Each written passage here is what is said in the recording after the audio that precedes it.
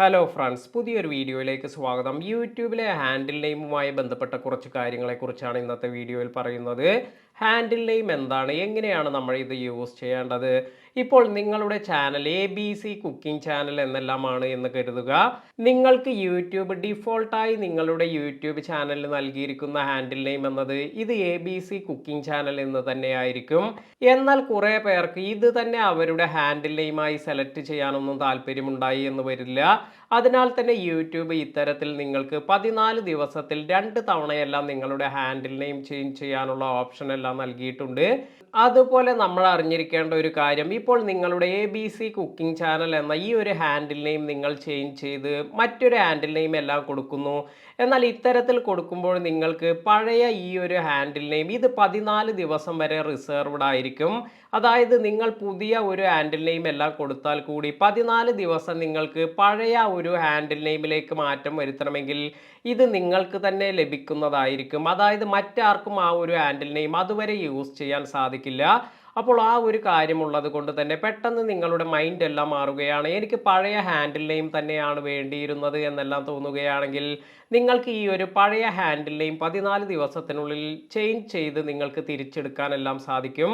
അതുപോലെ ഇപ്പോൾ ഏറ്റവും ലേറ്റസ്റ്റ് ആയി വന്നിരിക്കുന്ന ഒരു അപ്ഡേറ്റ് എന്ന് പറയുന്നത്, ഇപ്പോൾ നിങ്ങളുടെ ABC കുക്കിംഗ് ചാനൽ എന്ന് ഇംഗ്ലീഷിലെല്ലാമാണ് നിങ്ങളുടെ ഹാൻഡിൽ നെയിം എന്ന് കരുതുക. നിങ്ങൾക്ക് ഇത് ABC കുക്കിംഗ് ചാനൽ എന്ന് തന്നെ നിങ്ങൾക്ക് മലയാളത്തിലെല്ലാം വേണമെങ്കിൽ ഇപ്പോൾ ഇത്തരത്തിൽ 75 ലാംഗ്വേജ് എല്ലാം ഹാൻഡിൽ നെയിം സപ്പോർട്ട് ചെയ്യുന്നുണ്ട്. അതിനാൽ തന്നെ നിങ്ങൾക്ക് ഇംഗ്ലീഷിൽ മാത്രമല്ല നമ്മുടെ മലയാളത്തിലും വേണമെങ്കിൽ നിങ്ങൾക്ക് ഹാൻഡിൽ നെയിം എല്ലാം സെലക്ട് ചെയ്യാനുള്ള ഓപ്ഷൻ എല്ലാം അവൈലബിൾ ആണ്. അതിനാൽ തന്നെ നിങ്ങൾക്ക് ഏതാണോ നിങ്ങളുടെ ചാനലിന് കൂടുതൽ സ്യൂട്ട് ആകുന്നത്, അല്ലെങ്കിൽ ഏതാണ് നിങ്ങൾക്ക് കൂടുതൽ താല്പര്യം വരുന്നത്, ആ ഒരു ഹാൻഡിൽ നെയിം എല്ലാം നിങ്ങൾക്ക് സെലക്ട് ചെയ്യാം. അപ്പോൾ ഓരോ ചാനലിലും നമ്മൾ നൽകുന്ന യുണീക്ക് ഐഡൻറ്റിഫയർ ആണ് ഹാൻഡിൽ നെയിം എന്നത്.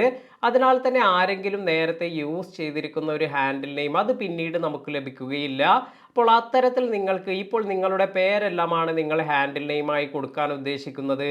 ഇങ്ങനെ കൊടുക്കുമ്പോൾ നിങ്ങളുടെ പേര് ഇത് നേരത്തെ ആരെങ്കിലും യൂസ് ചെയ്തിട്ടുണ്ട് ഈ ഒരു ഹാൻഡിൽ നെയിം എങ്കിൽ നിങ്ങൾ ഇതിനോട് കൂടി നമ്പേഴ്സ് അല്ലെങ്കിൽ മറ്റെന്തെങ്കിലും എല്ലാം കൊടുത്തതിന് ശേഷം മാത്രമാണ് നിങ്ങൾക്ക് ആ ഒരു ഹാൻഡിൽ നെയിം പിന്നീട് ലഭിക്കുക.